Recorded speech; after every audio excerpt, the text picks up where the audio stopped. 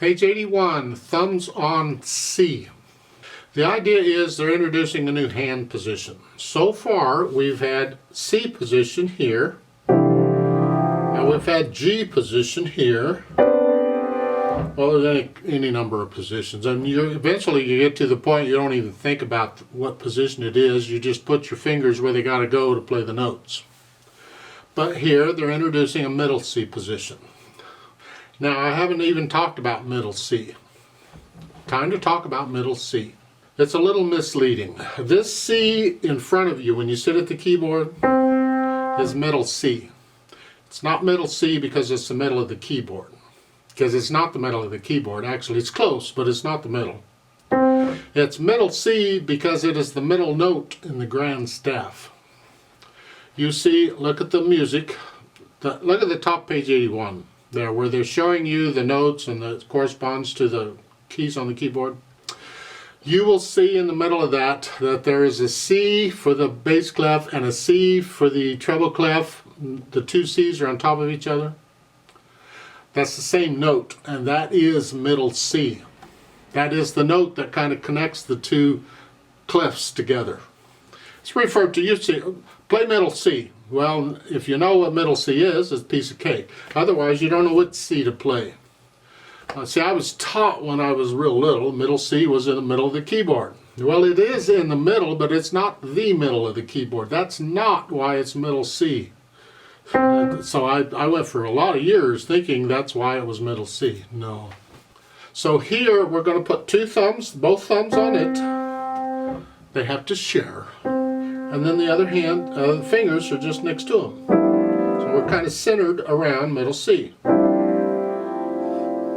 Now the keys on the keyboard for most of us are too narrow to have two fingers on them. And we don't need two fingers on a key. You don't need two fingers to push a key down, except in very rare instances.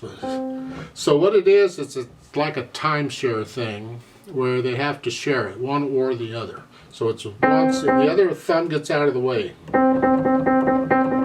The hand doesn't necessarily move. The hand's pretty much here. It's just the thumb's getting out of the way. And as to which C, well, that depends on which clef it's in. So right now, if it's treble clef, the right hand's going to play it. If it's bass clef, the left hand's going to play it. So we need to know this note. They've got this note. The first note there is an F. It's the next to the, well, remember the F clef? It's the line between the two dots. Well, that's the F. So make sure you should know the names of all these notes. Because we pretty much covered all these notes, more or less, in the music so far, I hope. I hope you're keeping up on knowing the names of the notes in the music instantly. So let's look the piece over. It's 2 lines long, the treble and bass clef, 4/4 time. It's got a repeat sign. We're going to play it twice. You got half notes and quarter notes. We can do this. And then we see the left hand is playing the first line and the right hand is playing the second line. Well, when they do that, we can take both hands at once here. So we're starting out both hands on the keyboard, and it's just play the note and make sure you can get this 1, 2, 3, 4, 1. Make sure you can play it, and then in the second line you're here. So make sure you can play the notes all right, and you can count them out okay. There is no articulation given, so just connect all the notes. That's fine. Dynamic, moderately loud, whatever you think moderately loud is. They give you 2 MFs. They don't need 2 MFs. You need the 1 MF at the beginning, and that's good enough. Just moderately, whatever you think moderately loud is. Mezzo forte. Speed, moderately slow. I don't know what moderately slow is. What is it to you? It's a little different for everybody. It's the flow of the piece. It's not fast. It's just sort of slow. That's fine. Maybe that's too fast for you.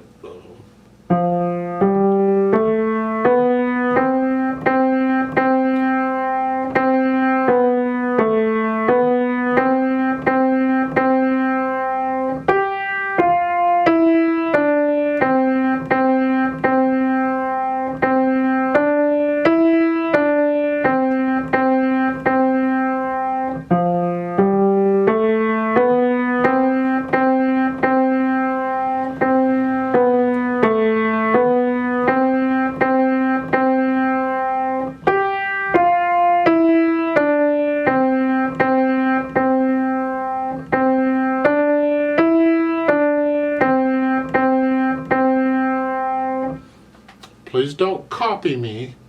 You need to be able to read this music and play it on your own and have the confidence you're doing it correctly. Now let's play it together slowly and have you play it along with me so you can check to make sure you're playing it correctly. I'll give us 4 counts, and we are going to play it twice because it's repeated. 1, 2, ready, go.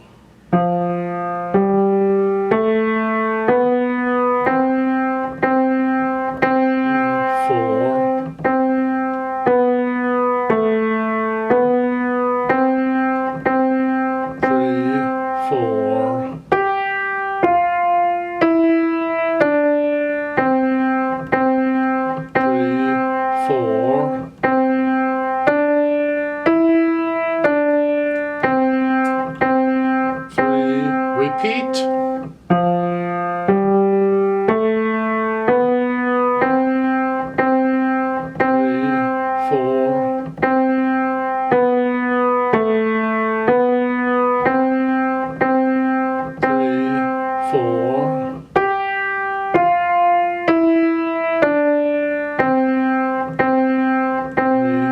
4